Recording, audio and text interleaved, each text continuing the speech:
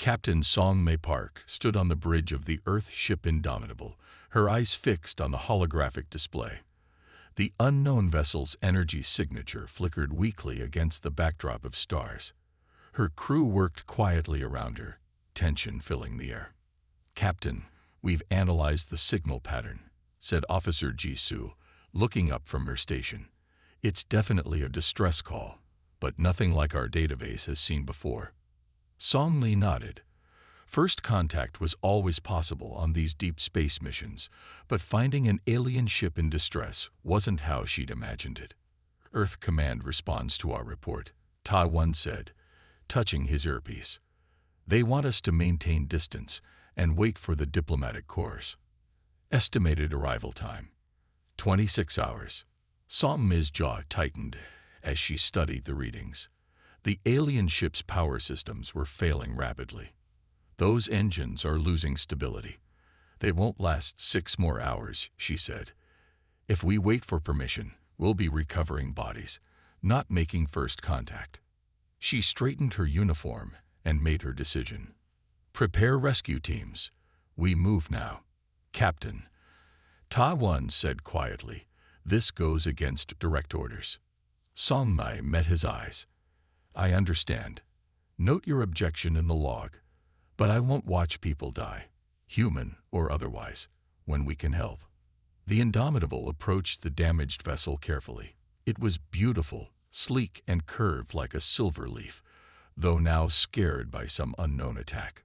"No response to hails," Jisoo reported, "but our scans showed 12 life forms aboard." "Dock at the emergency airlock," Song Mei ordered. "Medical team and security, stand ready." The rescue team, led by Song Mei herself, entered the alien ship with caution. The air was breathable but had a sweet smell, like cinnamon and ozone mixed together. The corridors curved organically, lit by soft blue light. They found the aliens in what appeared to be a control room. Tall, elegant beings with silver blue skin and 4 arms, they looked at the humans with large, startled eyes. One stepped forward. Unlike the others in practical clothing, this one wore elaborate robes with geometric patterns. A leader, Song Mei guessed. "I am Captain Song Mei Park of Earth," she said, keeping her hands visible. "We received your distress signal." The alien touched a small device at its throat. After a moment, it spoke, the words slightly delayed. "Ambassador Lorix of the Koril Empire. You came to our aid?" "Yes. Your ship is failing. We can help repair it, or evacuate your people to ours." Lorix's large eyes blinked rapidly. "You acted without clearance from the Galactic Council." Song Mei frowned. "We don't know any Galactic Council. We saw you needed help, so we helped." The aliens exchanged looks that Song Mei couldn't read. Lorix made a gesture like water flowing. Most species would wait for proper channels. Council permission, documentation, assessment protocols. People were in danger. Song Mei said simply, "Where I come from, that's all the permission we need." The Indomitable's engineers helped stabilize the Koril ship while the medical team treated minor injuries. Song Mei learned the ship had been damaged avoiding an asteroid field after a navigation system failure. 3 days later, as repairs neared completion, a massive ship appeared. It dwarfed both the Indomitable and the Koril vessel, shaped like a perfect sphere with no visible engines or weapons. "Council representatives," Lorix explained, tension evident in their voice. 5 different alien species came aboard the Indomitable, each wildly different in form. One floated in a tank of liquid, another moved on 6 legs, while the apparent leader was a tall, thin being with pale skin that seemed almost translucent. "I am Elder Vox," the leader said. "You have interfered in council matters." Song Mei stood her ground. "We answered a distress call, as any decent people would. You have no standing in council space. No permissions were granted." "With respect," Song Mei replied, "the only permission needed to save lives is the ability to do so." Elder Vox made a sound like rustling leaves, perhaps a sigh. "Humanity, we have observed your transmissions for decades. always rushing, always acting without complete information. Sometimes waiting for complete information means it's too late to act, Songmei countered. The council representatives conferred among themselves, using translators that hummed and clicked. Finally, Elder Vox turned back to Songmei. The council grants Earth observational status only. You may send representatives to learn our ways, but may not act independently in council space. And if we find others in danger? Songmei asked. You will follow proper protocols, Elder Vox said coldly. Your species requires monitoring. As the council representatives left, Ambassador Lorix approached Songmei privately. They fear what they don't understand, Lorix said softly. But some of us remember when action mattered more than procedure. Your humans are interesting. Songmei smiled. We tend to cause trouble that way. Perhaps, Lorix replied. The council needs some trouble. Jin Ho Lee wiped sweat from his forehead as he studied the data readings again. Outside the observation post's small windows, the red dwarf star bathed everything in crimson light. 6 months had passed since humanity gained observational status in the Galactic Council, and Jin Ho's assignment to this remote science station was supposed to be quiet, peaceful work. But nothing had been peaceful since the Krell attacks began. Another colony gone dark, his assistant Minji said, her voice tight as she looked at the incoming reports. Tersine IV, population 8,000. Jin Ho closed his eyes briefly. 8,000 more lives.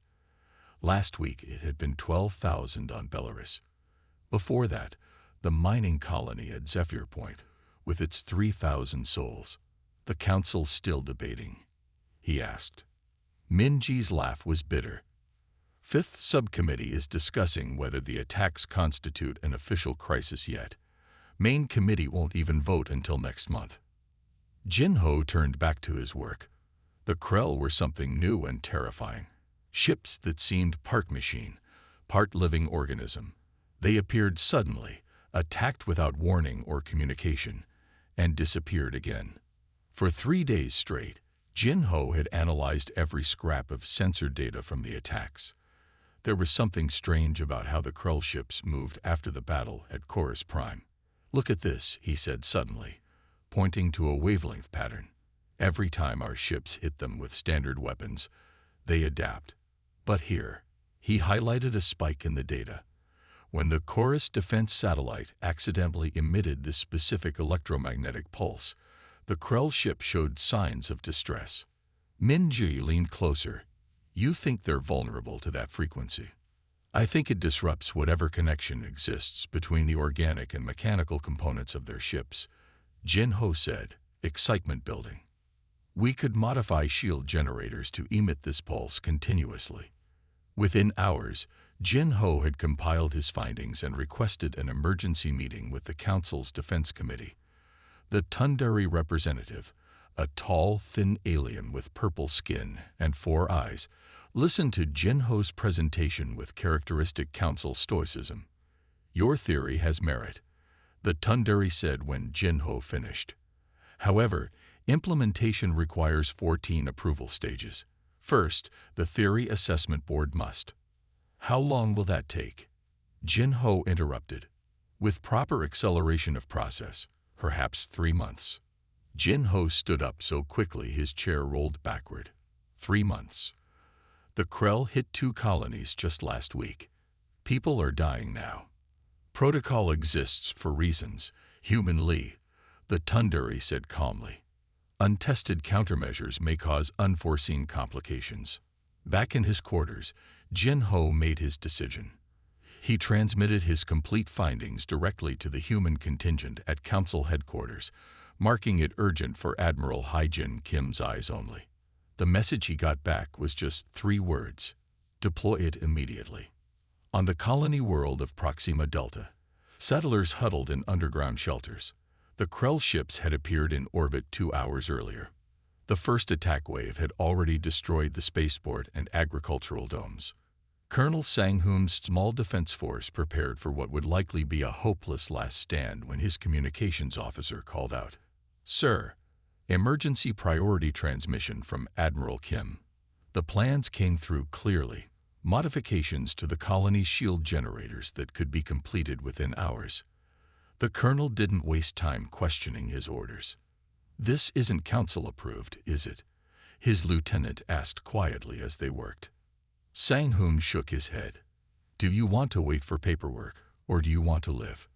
When the modified shields activated, they emitted a continuous electromagnetic pulse at the exact frequency Jin-ho had identified. The next wave of Krell ships approached, their biomechanical forms gleaming menacingly in the sunlight. Then something unexpected happened. The ships began to shudder. Their smooth, coordinated movements became erratic. Several collided with each other, while others pulled away in what seemed like pain. Within an hour, the entire Krell fleet had retreated from the system. On her flagship orbiting Earth's moon, Admiral Hai-Jin Kim received the news with grim satisfaction. Already, reports were coming in about human ships deploying the modified shields to 3 other threatened colonies, all without council authorization. The council's furious messages filled her inbox, unread. Her second-in-command approached cautiously. "The Central Council is demanding an explanation, Admiral. They're citing 17 violated protocols." Hai-Jin looked at the map showing the retreating Krell ships and the colonies that now had a fighting chance. "We asked for permission," she told him with a small smile. "But sometimes the answer is too slow to wait for." She turned to face the room of officers. "Send the shield modifications to every human outpost and friendly species. Mark it implement immediately. Let the council catch up when they're ready." The Grand Council chamber was a marvel of alien architecture, a vast dome of shimmering crystal that caught and reflected the light of 3 suns. Today, that beautiful space echoed with angry voices. Ambassador Sung-ho stood alone on the central platform, facing the curved wall of council elders. His simple black uniform stood out among the elaborate robes and biosuits of the alien representatives. Though his face remained calm, his hands were clasped tightly behind his back. "Humanity has violated our most sacred protocols." Elder Voron's translator boomed across the chamber. The elder's true voice was a series of melodic whistles, but the anger translated clearly enough. "You deployed untested technology without approval. You shared restricted tactical information with non-council worlds. Expulsion must be considered." Murmurs of agreement rippled through the chamber. Sung-ho noticed the oldest species, those who had been council members for thousands of years, seemed the most upset. The younger races watched in silence. 27 colonies saved, Sung-ho said when the noise died down. Over 6 million lives preserved. The Krell threat contained at its edges rather than allowed to spread inward. "Procedures exist for reasons," hissed Elder Voron. "What if your electromagnetic pulse had caused the Krell to mutate? What if it had damaged other species' technology? What if?" With respect, Sung-ho interrupted. "We didn't have time for what-ifs. The Krell were killing people now." He stepped forward, his voice stronger. "We asked for permission to save lives. You gave us paperwork. We chose action." The chamber erupted again. Some elders rose from their seats, their various appendages gesturing wildly. Sung-ho stood his ground while the storm raged around him. "Order," called the council leader, a gaseous being contained in an ornate floating sphere. "This accomplishes nothing. Ambassador Sung-ho, humanity's observational status is suspended pending full investigation. You will return to Earth space immediately." Sung-ho bowed slightly. "As you wish, but know this, if the Krell attack again, we will defend ourselves and our allies, with or without your permission." As he left the chamber, Sung-ho felt the weight of countless eyes upon him. Some hostile, some curious, some, he thought, admiring. Later that evening, as the human delegation prepared to leave the council space station, a gentle knock came at Sung-ho's door. He opened it to find Du-yun, a fellow Korean from one of Earth's colony worlds who worked as a translator for the myriad species. "You have visitors," Du-yun said quietly. They prefer discretion. Sung Ho followed Du Yun through back corridors to a small meeting room.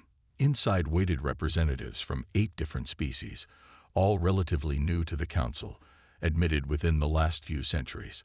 A blue-skinned female with feathery crests spoke first. "Your methods disturb the elders," she said. "But many of us remember when our own civilizations valued decisiveness. The Tellarite people were once explorers and risk-takers before we joined the council. The Mirad were warriors," added a stocky reptilian being.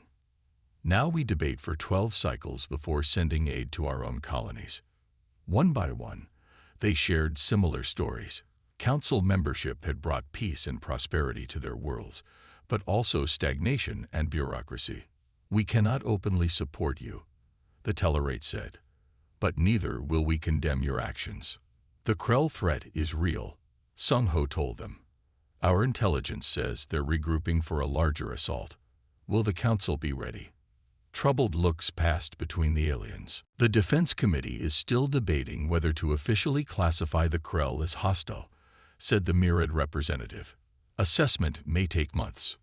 After the meeting, Sung Ho found himself walking the observation deck, gazing out at the stars. A shuffling sound made him turn. Elder Vorin stood there, looking somehow smaller without the council chamber behind him. "You should not be speaking with me," Sung Ho said. "Perhaps not. But I am old, even by my species' standards. I have seen the council grow and change." The elder moved closer to the window. "When I was young, we acted. We explored. We took risks. What happened? Success, peace, complacency." Vorin made a whistling sound his translator didn't catch. "Our societies have become paralyzed by procedure. We evolved to prioritize consensus over effectiveness. And yet you condemned us today." "Because you frightened us," Vorin admitted. "Not with your technology or your defiance, but with your reminder of what we have lost." The elder turned to leave, then paused. "The Krell will return. The council will debate. Consider what that means for your people." As Sung Ho watched the elder go, his communication device buzzed with an encrypted message from Earth Command. "Intelligence CONFIRMS. QREL Filiti Massing ATCC2R7. Council WAREMANS DEADL SOSTIKED on RESPONSC. New orders follow." Sung Ho took a deep breath. It seemed humanity's path forward was clear, even if that path led away from the council's approval. The secret meeting took place on a small moon orbiting a gas giant. No flags flew here. No official channels recorded the gathering. Captain Song Mei Park sat at one end of the rough metal table, Ambassador Sung Ho at the other. Between them sat representatives from 7 alien species, all younger members of the Galactic Council, all frustrated by its inaction against the Krell threat. "This meeting does not officially exist," Sung Ho began. "If discovered, your governments may deny knowing about it." The blue-skinned Tellarite female fluttered her head crests. "We understand the risks, Ambassador. Our worlds burn while the council debates." "What do you propose?" asked the Mirad representative, his scaled skin reflecting the dim light. Song Mai activated a holographic display showing Krell movements. "Intelligence confirms 3 major staging areas where the Krell are gathering for their next assault. The Council knows this, but has yet to approve even a reconnaissance mission." "We propose something different," Sung Ho continued. "A coalition of action, independent of the Council, but drawing strength from all our worlds." Nervous murmurs filled the room. What they were discussing went against everything the Council stood for. Unified, carefully considered action approved by consensus. "How would this work?" asked a gas-filled bubble containing a sentient mist, the representative of the Ulnar Collective. Song Mei stood up. "Earth tactical doctrine emphasizes field authority. Our commanders aren't just allowed to make decisions, they are expected to." She highlighted different sections of the map. "We form joint strike teams. Each has a clear objective, but how they achieve it is up to the team leaders on the ground. No calling home for permission. No 14-stage approval process. But the risk of mistakes, began the Lanari representative. Exists, Songmei acknowledged. But so does the certainty of defeat if we do nothing. After hours of debate, they reached agreement. The coalition of action would operate in secret, sharing resources and personnel. Earth would provide tactical leadership, while the alien allies contributed their unique technologies and knowledge of Council space.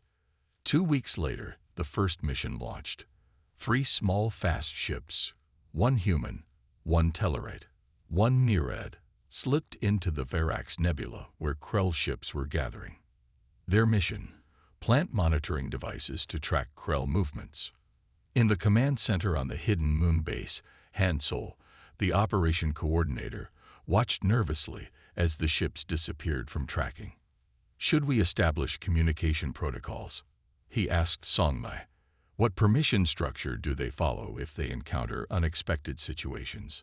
Songmei smiled. No permission forms, just clear objectives and trust in our people. But what if they need to change the mission parameters? What if they encounter unexpected resistance? Then they'll adapt, Songmei said simply. That's what humans do best. The mission team encountered a Krell patrol and had to hide in a dense section of the nebula not on their original flight plan. The human captain made the call without consultation. When they discovered an entire Krell base on a small asteroid, far larger than intelligence had suggested, the Tellarite weapons officer suggested planting their monitoring devices directly on the Krell ships instead of in the surrounding space. They returned with valuable intelligence and no losses. The pattern repeated. Human decisiveness combined with alien knowledge proved a powerful combination. The coalition struck Krell staging areas with surgical precision, disrupting their plans before full-scale attacks could form. At the council, rumors spread. Some elders demanded investigations into unauthorized military activity. Others pretended not to notice as the Krell threat receded from their borders. 3 months in, the coalition faced its greatest test. A massive Krell fleet targeted the Proxima system, home to over 50 million sentient beings across 4 habitable worlds. Council Defense Fleet is still awaiting final deployment orders, reported a coalition intelligence officer. They'll arrive days too late. Songmei looked at the assembled coalition forces, a ragtag fleet of ships from 7 species, operating outside official channels. We stand together, she told them. Each ship captain has full authority to act as needed within the battle. Our strength is in adaptation, not rigid formation. The battle lasted 27 hours. Coalition ships moved in fluid, unpredictable patterns that confused the Krell. When one tactic failed, captains tried another without waiting for approval. The human-designed electromagnetic shields protected key worlds, while strike teams targeted Krell command ships. When it ended, the Krell had retreated. 3 major systems had been saved. Coalition losses were minimal. As Songmei debriefed with her captains, a message arrived from a surprising source, Elder Vorin of the Council. The Council Defense Committee has not officially approved any action against the Krell. The message read, however, we have noticed the Krell threat has diminished in certain sectors. Some council members wish to express their unofficial gratitude to whoever might be responsible. Songmei smiled as she read the message to her coalition allies. It seems we're making an impression, she said, not just on the Krell, but on the council itself. The warning came too late. The Krell had changed their pattern, bypassing outer colonies and striking directly at the heart of council space, the ancient homeworld of Lumina, where the council headquarters had stood for 10,000 years. In the great council chamber, alarms blared as the Krell ships appeared in the sky above the crystal dome. Elder Vorin stared in disbelief at the emergency reports. How did they penetrate our defense grid? He asked, his translator struggling to keep up with his agitated whistling.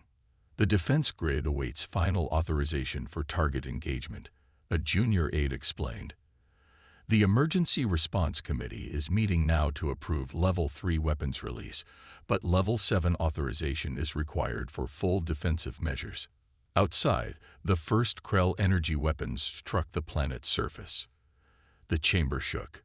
Far away at the Coalition base, Captain Song Mai received the distress signal. Council communication officers broke protocol, broadcasting openly. Lumina under attack. Defense grid non-responsive. Casualties mounting. Song Mai didn't hesitate. All Coalition ships prepare for immediate jump to Lumina.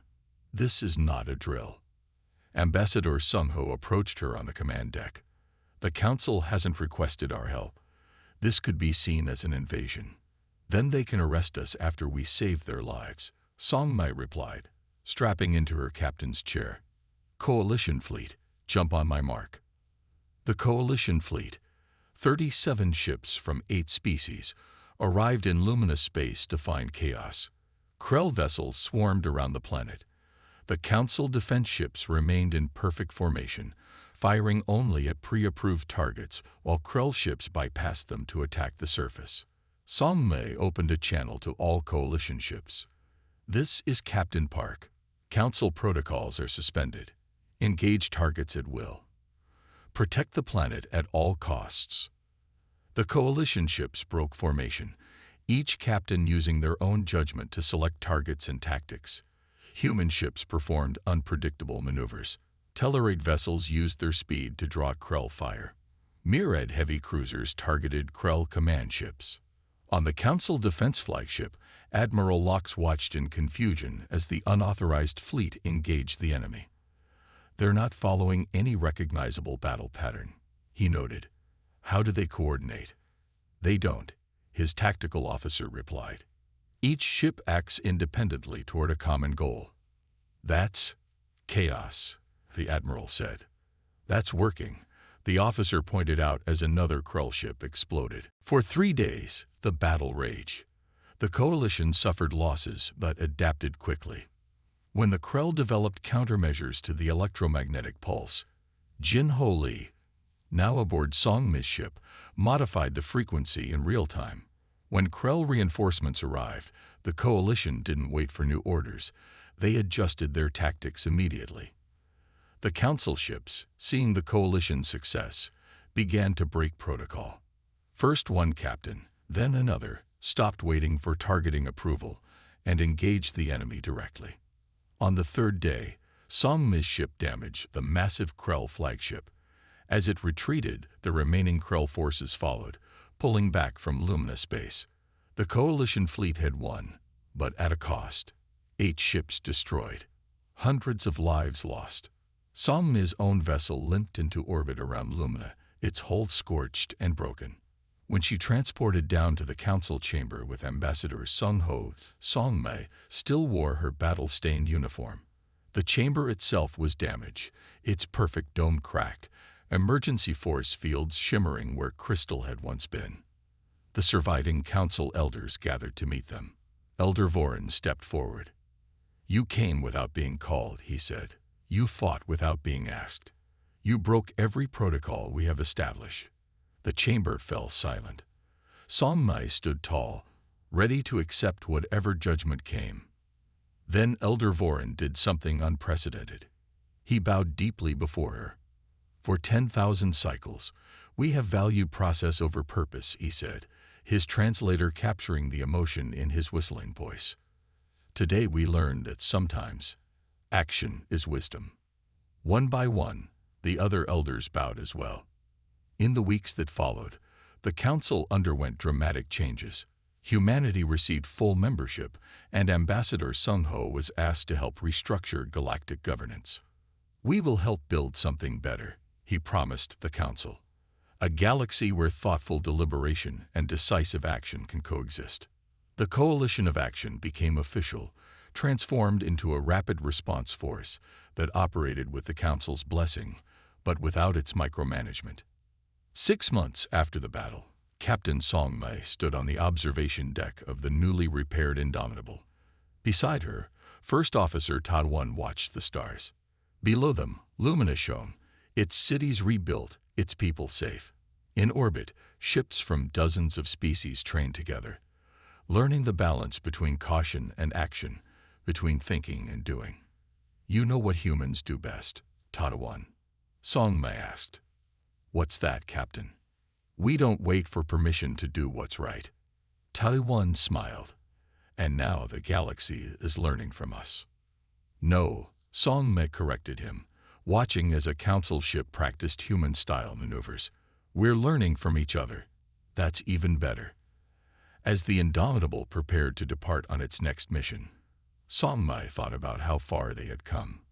From outsiders who broke the rules to teachers who helped write new ones, she didn't know what challenges waited among the stars. But she knew one thing for certain. Humanity would face them head-on, permission or not. The end.